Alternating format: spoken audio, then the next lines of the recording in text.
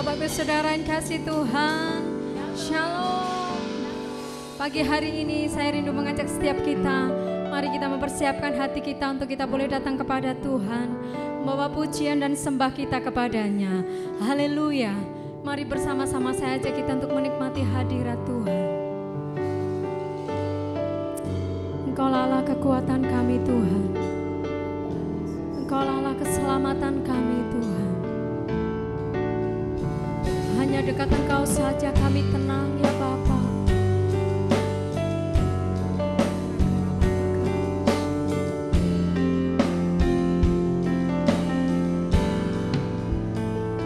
Hanya dekat Allahku, rasa tenang hatiku, Kau sertai jalanku,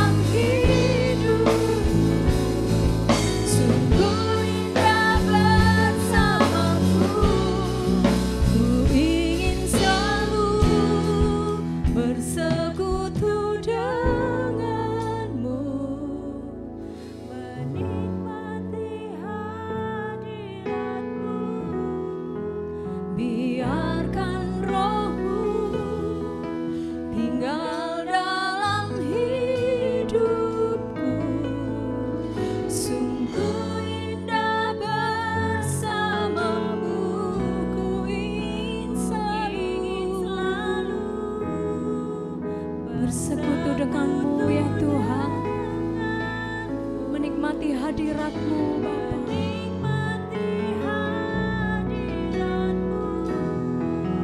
Biarkan Roh-Mu tinggal dalam hidupku, sungguh indah bersama-Mu. Sekali lagi katakan, ku ingin selalu bersekutu denganmu, menikmati hadirat-Mu. Biarkan Roh-Mu tinggal dalam hidupku,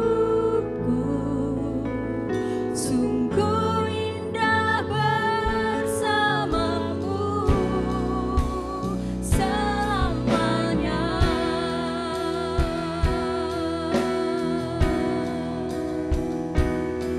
Tinggal di hadirat-Mu,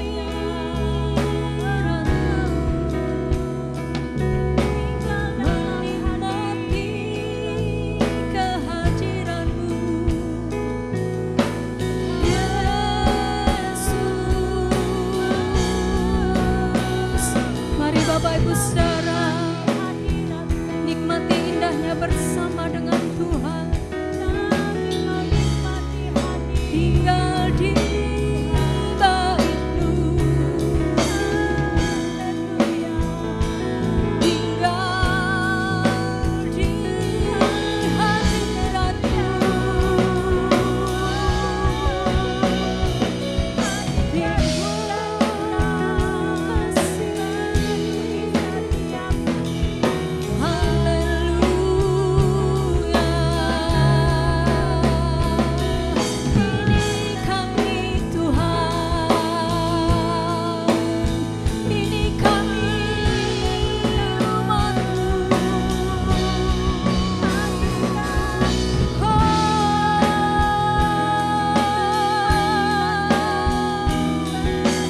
mari datang kepadanya Bapak Ibu,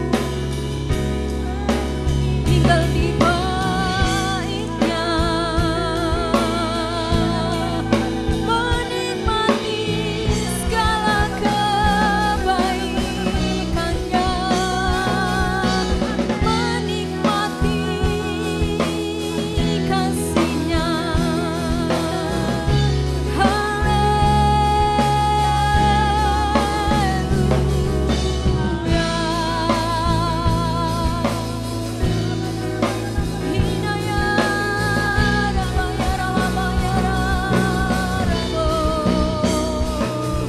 Alami perjumpaan bersama dengan Tuhan.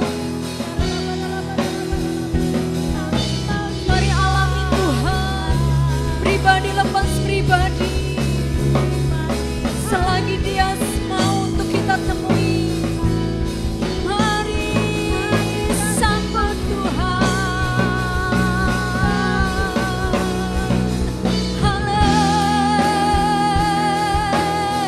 Haleluya. Jiwa kami tenang dalam hadirat-Mu Tuhan. Hati kami tenang dalam naungan kasih-Mu Tuhan.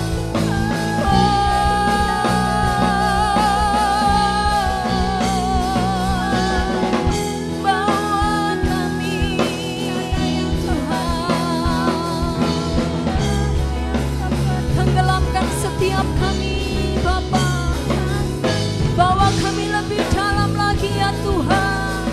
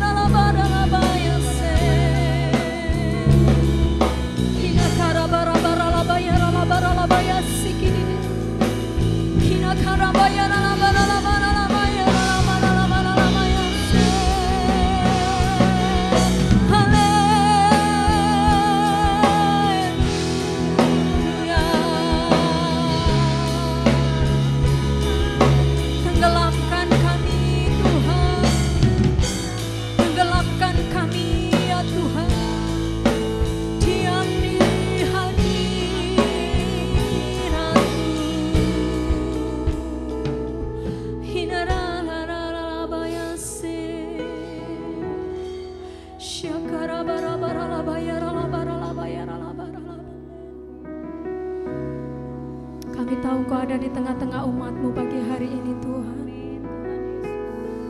Kami merasakan kehadiran-Mu Bapa.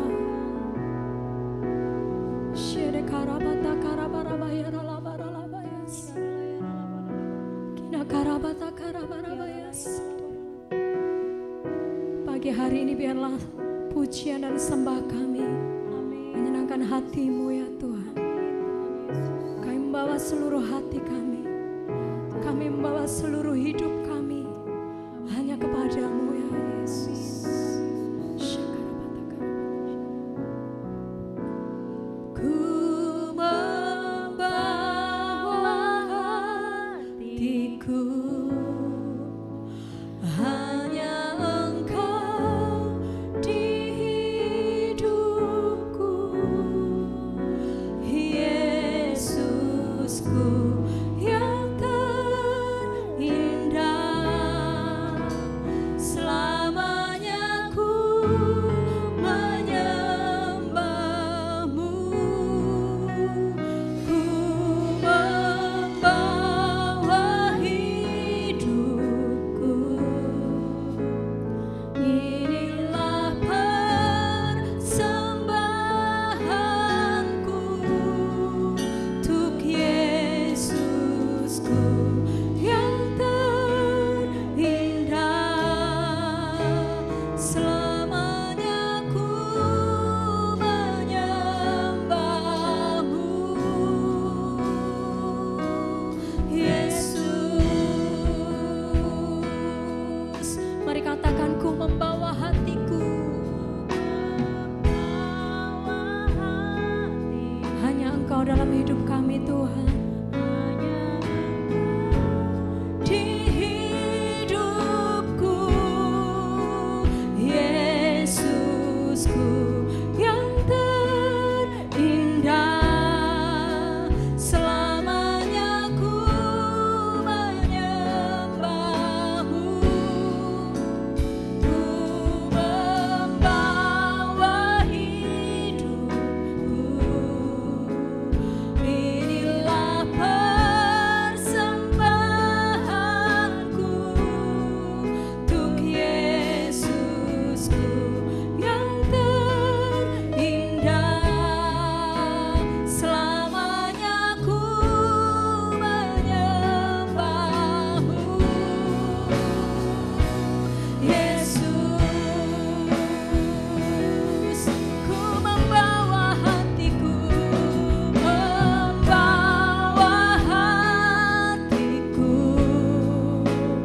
hanya Engkau di hidupku, untuk Yesusku yang terindah, selamanya ku menyembah-Mu. Ku membawa hidupku, inilah persembahanku untuk Yesusku yang terindah, selamanya ku menyembah-Mu, Yesus.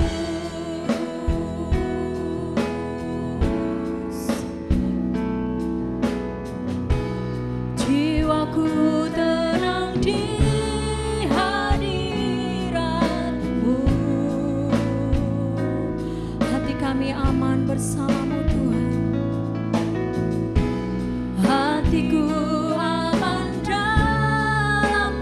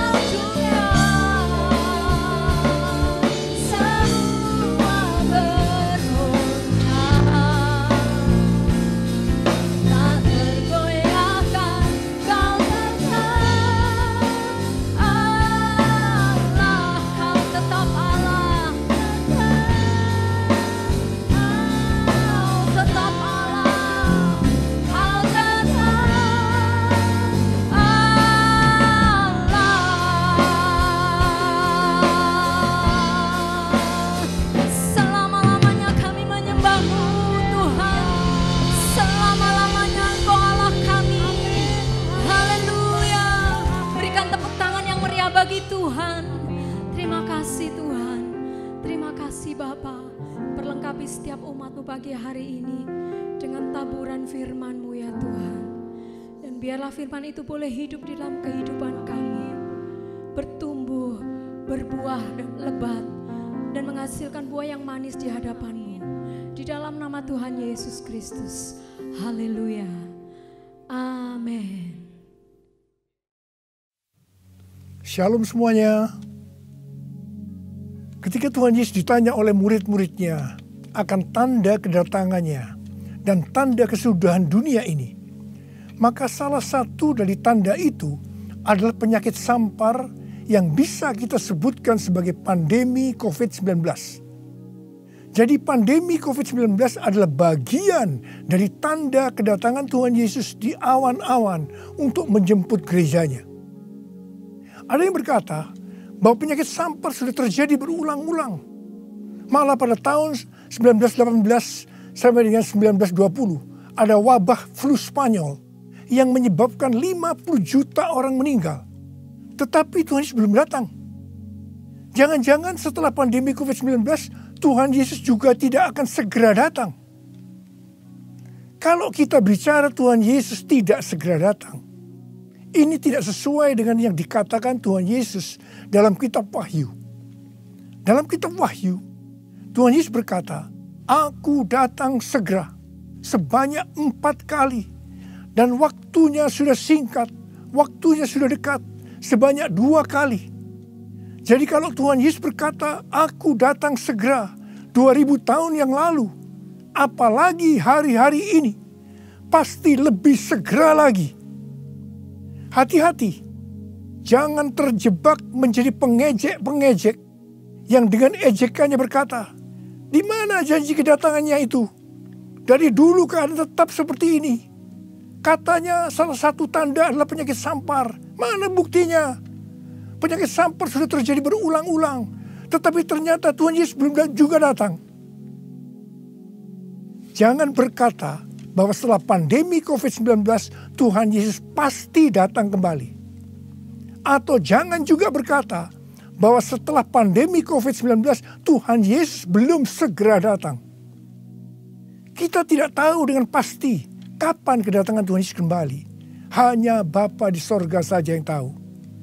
Yang penting Tuhan Yesus berkata bahwa penyakit sampar seperti pandemi COVID-19 ini adalah bagian dari tanda kedatangannya. Tuhan Yesus menghendaki agar kita percaya bahwa Dia akan segera datang. Sehingga kita akan sungguh-sungguh mempersiapkan diri kita untuk menyambut kedatangannya. Saya percaya bahwa sikap orang percaya dari zaman ke zaman yang melihat dan mengalami malapetaka, mungkin itu perang, mungkin itu bencana alam, termasuk penyakit sampar, akan berkata bahwa Tuhan Yesus akan datang segera. Sebagai contoh, Bapak Gereja yang bernama Cyprianus, yang adalah uskup gereja Kartago pada zaman Kekaisaran Romawi, yang mengalami pandemi pada tahun 250 sampai 271 Masehi. Pada saat itu di Roma saja sekitar 5.000 orang meninggal per hari. Cyprianus menyebutkan bahwa pandemi tersebut sebagai akhir zaman. Memang ini terbukti keliru.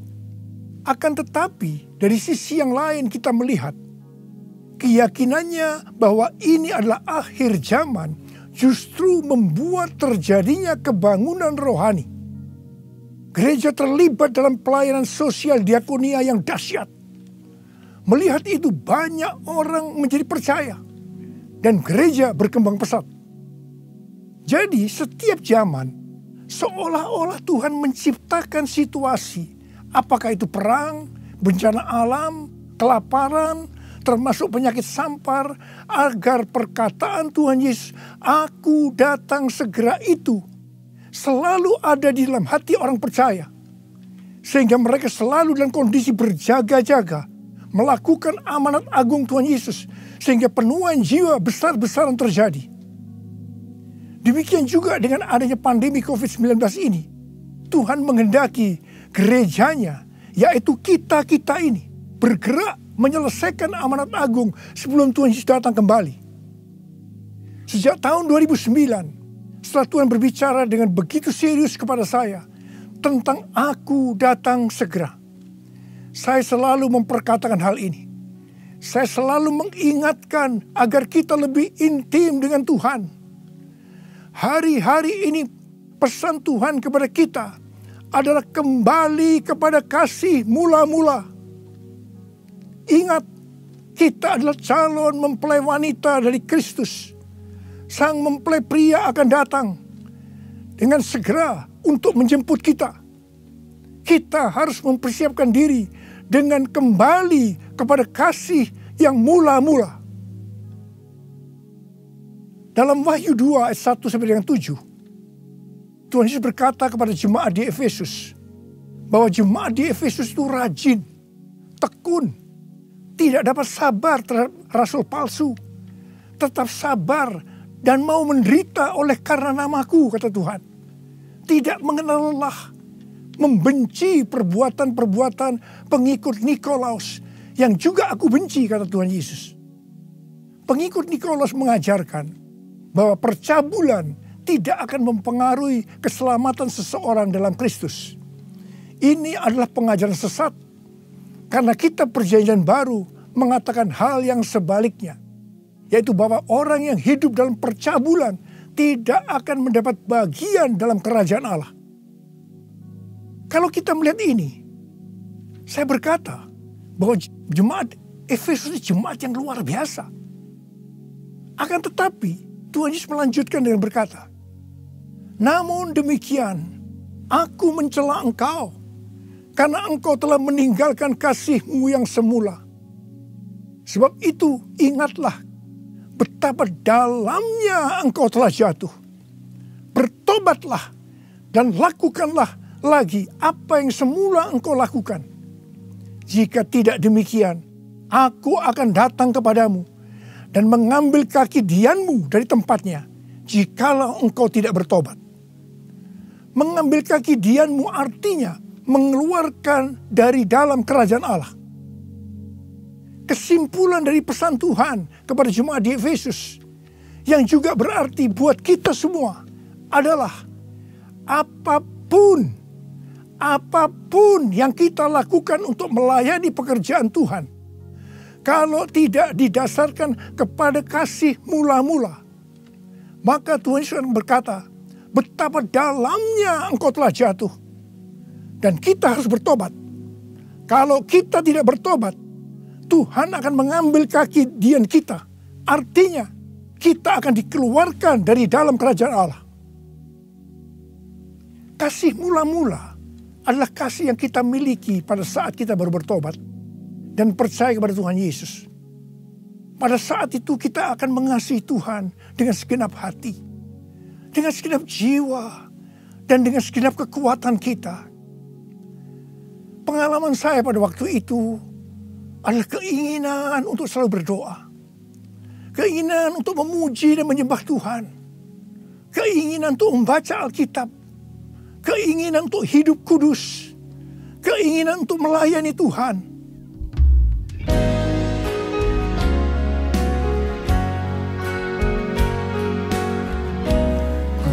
Cinta kau Yesus, hanya engkau bagiku Yesus.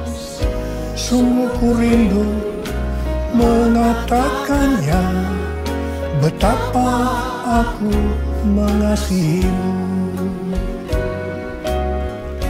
Engkau Allah dan Rajaku, kekasih dan hidupku. Engkau segalanya bagiku. Ku bersyukur kepadamu. Ku bersyukur kepadamu. Ku bersyukur kepadamu.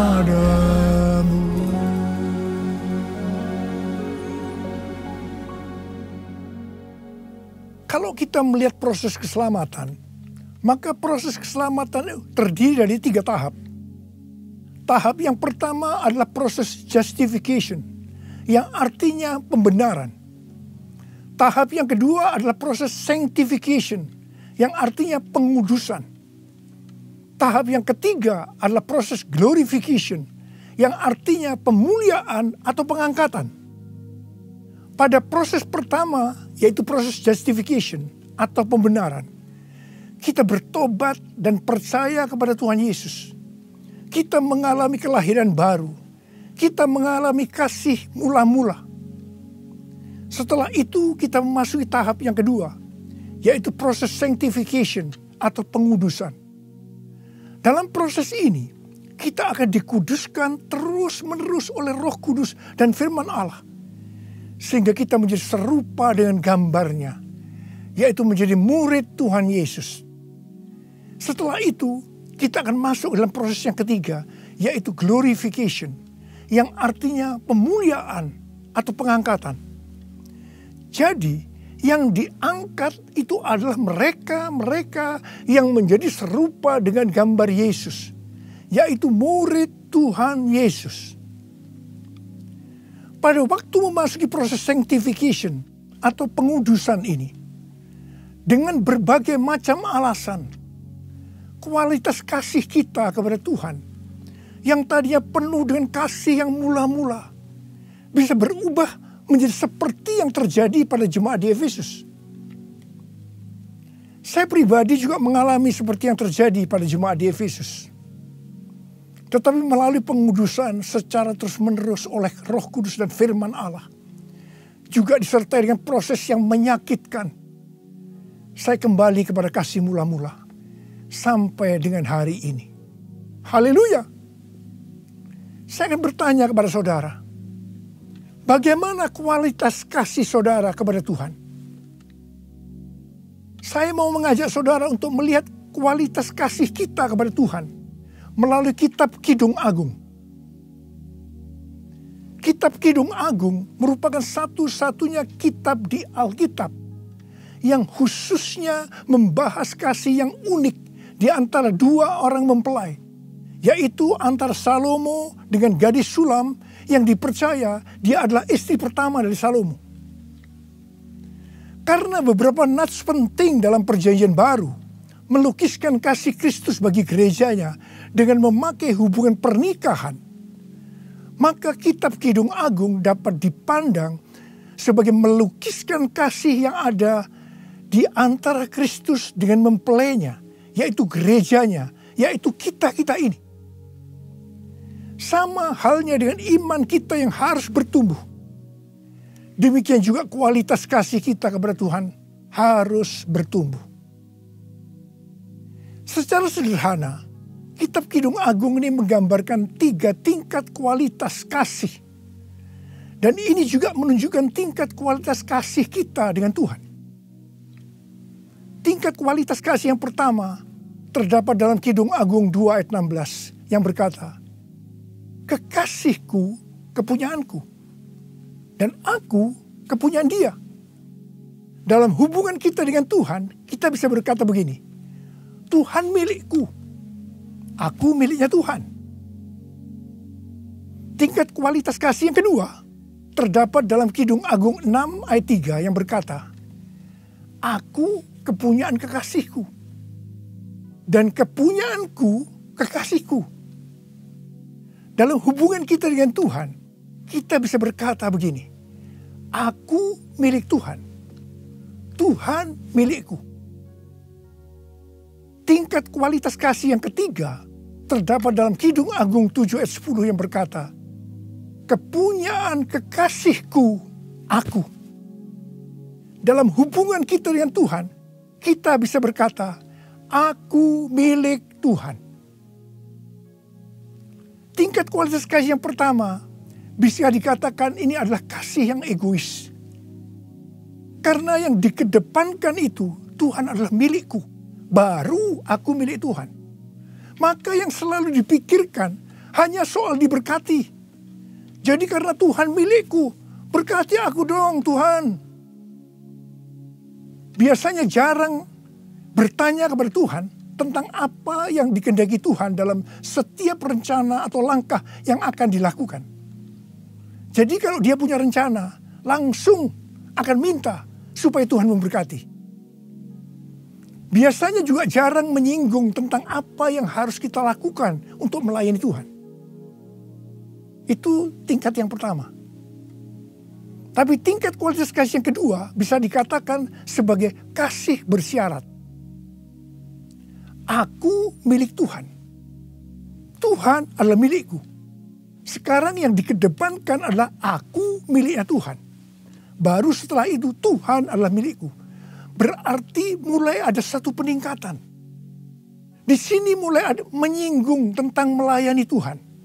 Tetapi dengan syarat. Supaya Tuhan memberkati.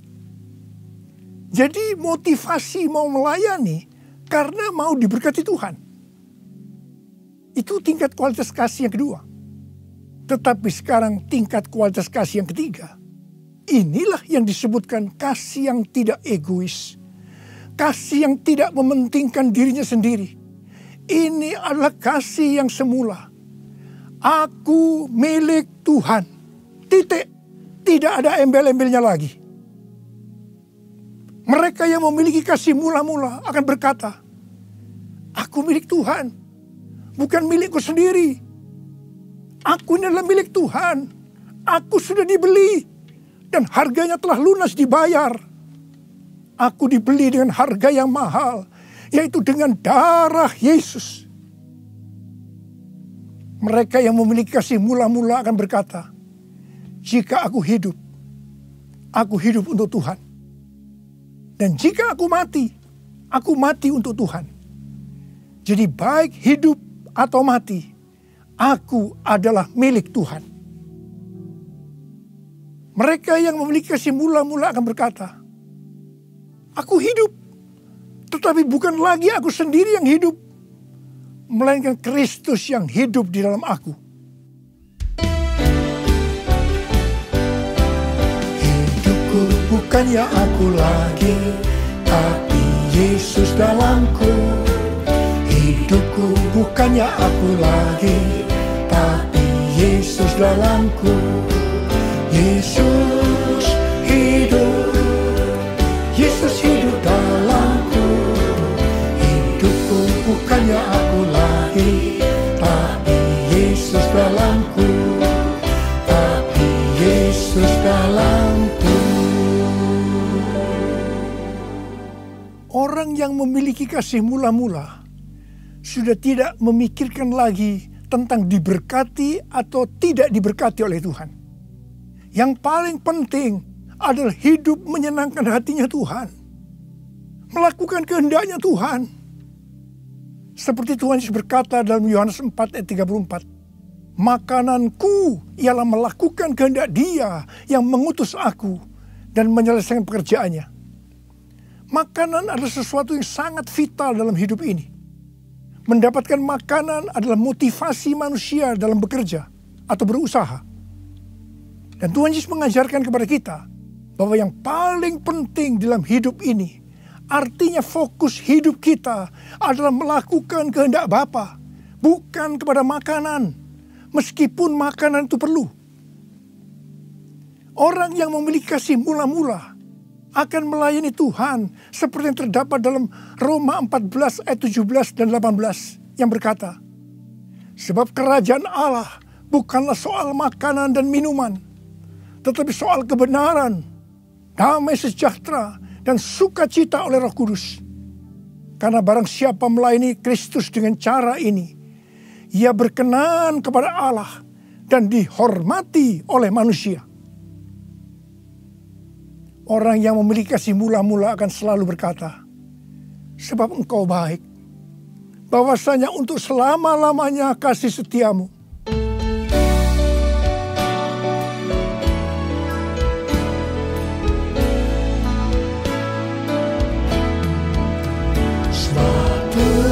Hamba bahwasanya untuk selamanya kasih setianya. Sebab Tuhan bahwasanya untuk selamanya kasih setianya, bahwasanya untuk selamanya kasih setianya.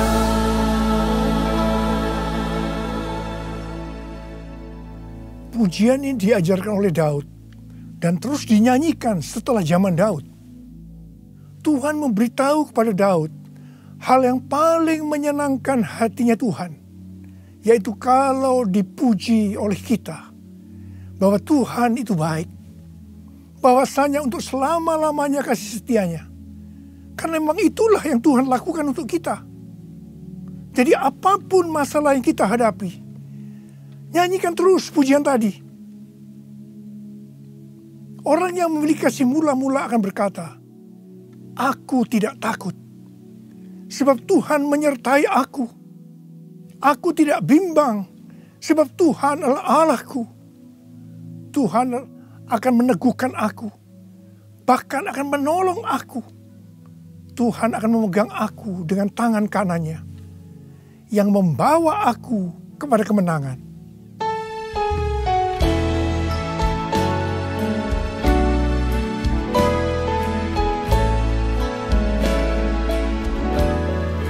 Tidak takut,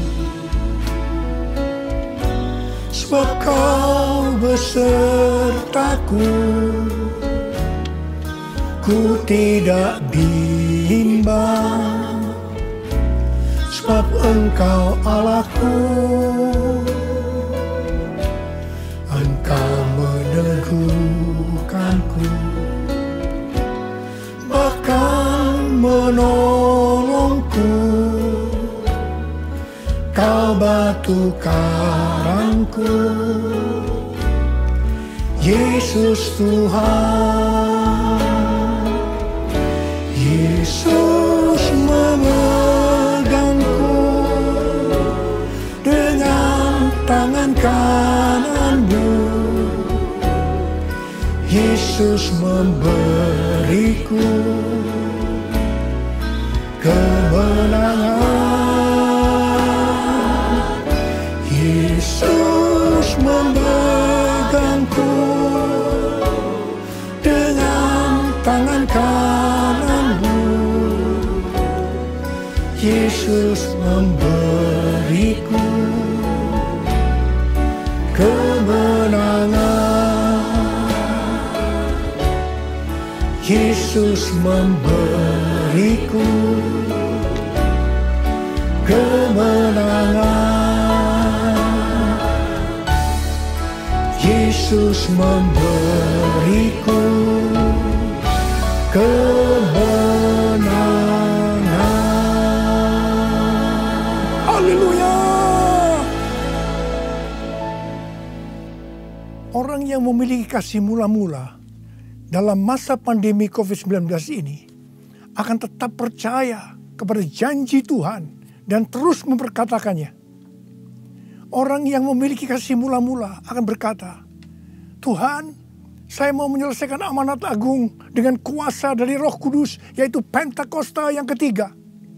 Tuhan, saya berjanji untuk memakai mulut ini hanya berbicara tentang firman Tuhan, bukan yang lain-lain. Orang yang memiliki kasih yang mula-mula akan melakukan firman Tuhan seperti yang terdapat dalam lagu ini. Aku mengasihi Engkau Yesus dengan segenap hatiku. Aku mengasihi Engkau Yesus dengan segenap jiwaku. Ku renungkan firman-Mu siang dan malam, ku pegang perintah-Mu dan ku lakukan. Engkau tahu ya Tuhan, tujuan hidupku hanyalah untuk menyenangkan hati-Mu, menyenangkan hati-Mu. hatimu, menyenangkan hatimu.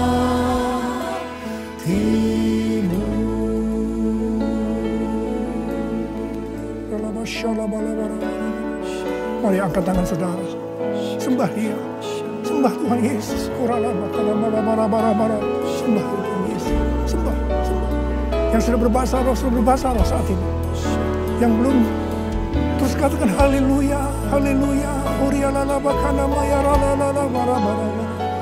Oh rarabasande, ikaralama yarala bala bala bala bala bala bala bala bala bala bala bala. Orala bala bala bala. Orala bala bala bala bala. Orala bala bala bala bala. Orala bala bala bala bala bala. Orele beda bala bala. Hamba berdoa buat anak-anak-Mu di semua Tuhan. Hamba berdoa mereka kembali kepada kasih yang mula-mula. Kembali kepada kasih yang semula. Kasih yang mula-mula. Ya Tuhan, hamba berdoa buat mereka. Tuhan, terima kasih. Terima kasih ya Tuhan, terima kasih Engkau akan segera datang untuk kali yang kedua. Bapa, hamba berdoa di tengah pandemi COVID-19 ini. Anak-anak-Mu yang mengalami bermacam-macam masalah. Engkau tolong mereka ya Tuhan. Tolong ya Tuhan. Mungkin mereka ketakutan, kebingungan. Ketakutan yang berlebihan, paranoid Tuhan. Tolong mereka ya Tuhan. Yang terpapar dengan COVID-19 sakit Tuhan. Dalam nama Yesus, aku sekarang perintahkan COVID-19. Kau keluar. Sembuh dalam nama Yesus. Sembuh dalam nama Yesus. Sembuh dalam nama Yesus. Oh Tuhan, terima kasih. Katakan terima kasih. Terima kasih ya Tuhan. Terima kasih ya Tuhan. Terima kasih. Terima kasih ya Tuhan. Terima kasih. Oh rala bara bara bara bara. Terima kasih. Oh rala bara bara bara. Terima kasih. Dalam nama Yesus. Dalam nama Yesus. Amin. Mari saudara-saudara, kita akan masuk dalam perjamuan kudus. Kita akan mengingat ayat ini. Sebab setiap kali kamu makan roti ini dan minum cawan ini, kamu memberitakan kematian Tuhan sampai Ia datang. Perjamuan kudus adalah perjamuan Tuhan Yesus sendiri. Setiap kali kita masuk dalam perjamuan kudus, Tuhan Yesus selalu berkata, biarlah ini menjadi peringatan akan daku. Karena itu mari arahkan hati kita kepada Tuhan. Kita akan mengingat kebaikan Tuhan. Mari tundukkan kepala. Tuhan, siapakah kami ini sebelum kami mengenal Engkau? Kami semua orang berdosa. Upah dosa adalah maut, mati. Tapi Engkau yang tidak berdosa telah dijadikan dosa oleh karena kami. Engkau harus mati dengan penderitaan yang luar biasa ya Tuhan. Itu Engkau ya Aba. Betapa baiknya Engkau. Engkau jadikan kami sebagai anak-anak-Mu. Engkau tuntun kami, Engkau bela, Engkau lindungi, Engkau berkati. Engkau sembuhkan kami, Engkau ajar kami ya Tuhan. Engkau juga menghajar kami kalau kami salah Tuhan. Terima kasih ya Aba. Terima kasih Engkau itu adalah Engkau ya Tuhan. Tuhan Yesus akan memberkati saudara melalui perjamuan kudus ini. Tapi Tuhan mau kita makan dan minum dengan cara yang benar. Karena itu masing-masing sekarang berdoa. Lihat keadaan dirimu masing-masing. Jangan menyimpan dosa. Kalau ada dosa yang Tuhan ingatkan saat ini, langsung minta ampun. Ampuni saya Tuhan. Ampuni saya. Katakan ampuni. Ampuni ya Tuhan. Ampuni. Supaya sudah diberkati oleh Tuhan. Tuhan ampuni anak-anak-Mu. Kau melihat mereka yang sedang meminta ampun di hadapan Tuhan. Ampuni mereka. Kasihani mereka ya Tuhan. Kasihani. Layakkan kami masuk dalam perjamuan kudus. Kami akan masuk dalam perjamuan kudus dengan hati yang penuh sukacita. Hati bersyukur. Dalam nama Yesus kami berdoa.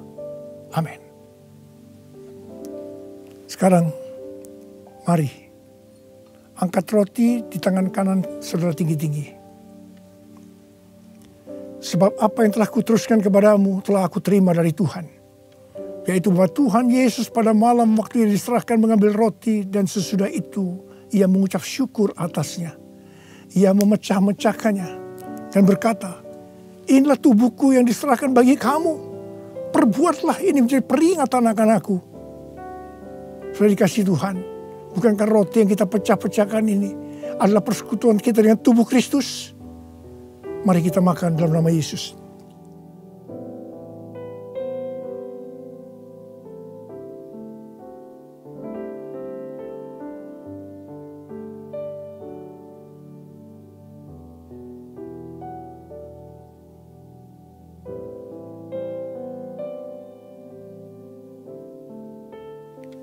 Sekarang angkat cawan di tangan kanan saudara tinggi-tinggi.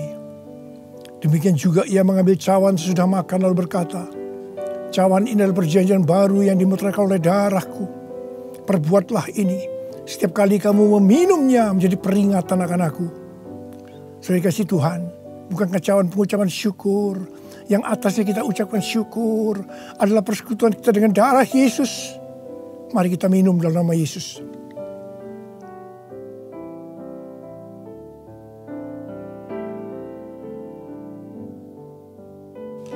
Angkat tangan saudara.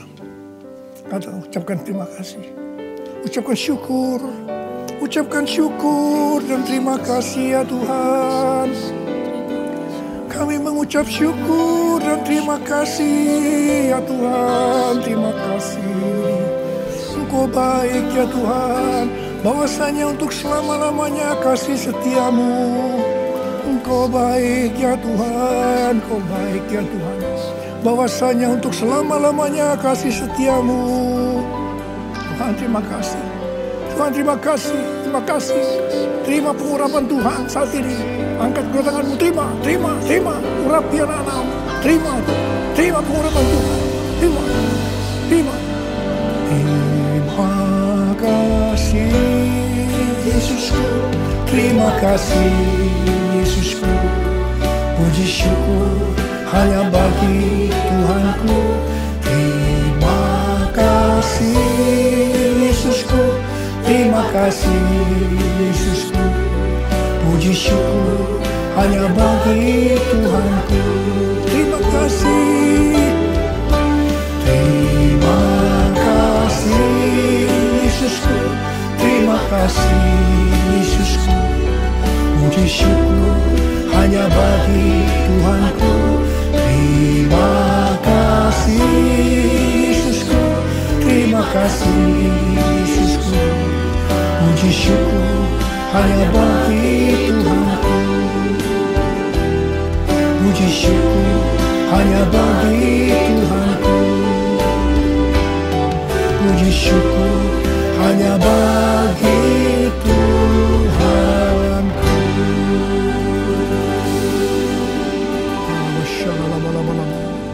Oh, terima kasih.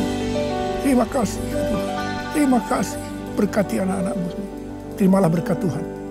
Kasih karunia berlimpah-limpah daripada Allah Bapa dalam anak yang tunggal Yesus Kristus. Persekutuan yang manis dengan Roh Kudus menyertai saudara sekalian mulai hari ini sampai Tuhan Yesus datang menjemput kita di awan-awan dan bahkan sampai selama-lamanya. Yang percaya bersama-sama katakan amin.